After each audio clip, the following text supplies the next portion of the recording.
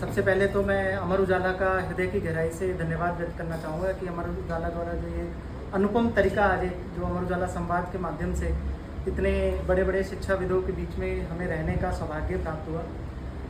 आधुनिक भारत के हिंदी के पितामह भारतेंदु हरिश्चंद्र जी ने कहा था कि निज भाषा की उन्नति सब उन्नति का मूल।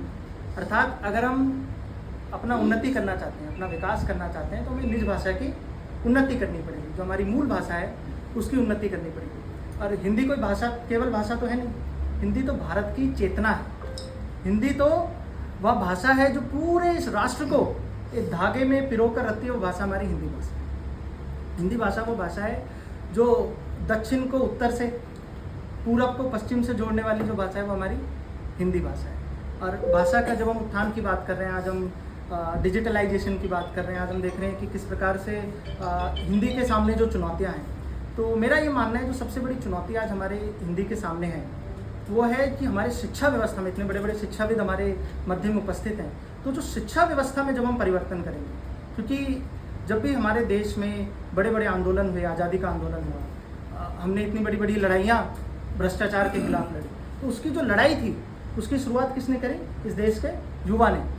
तो जब तक हमारे जो देश का युवा है, जो हमारे इस देश की रीढ़ की हड्डी है, जो हमारे इस देश का आधार स्तंभ है, जिसने आने वाले समय में इस देश का नेतृत्व करना है, जब तक हम उसके जीवन में हिंदी को नहीं उतारेंगे, जब तक हम उसके जीवन में, यहाँ तक कि स्कूली शिक्षा में, अर्थात स्कूली शिक्षा में जब तक हिंदी का, क्योंकि हमारे यहाँ तो इंग्लिश के पीरियड में भी, हिंदी के पीरियड में भी टीचर बोल रहे होते हैं कि इंग्लिश में बात करें, है ना।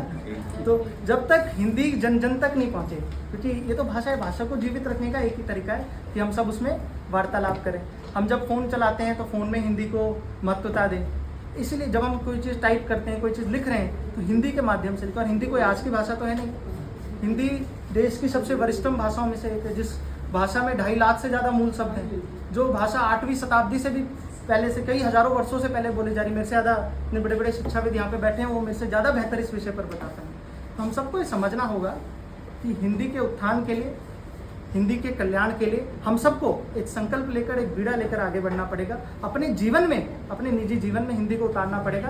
क्योंकि किसी महान कवि ने कहा है कि हिंदी है वह हम, वतन है हिंदुस्तान हमारा, कि हम सब हिंदी हम हैं और जो हमारा वतन है वो हिंदुस्तान है। तो इसके लिए हम सबको एक साथ मिलकर आगे आना होगा। जय हिंद।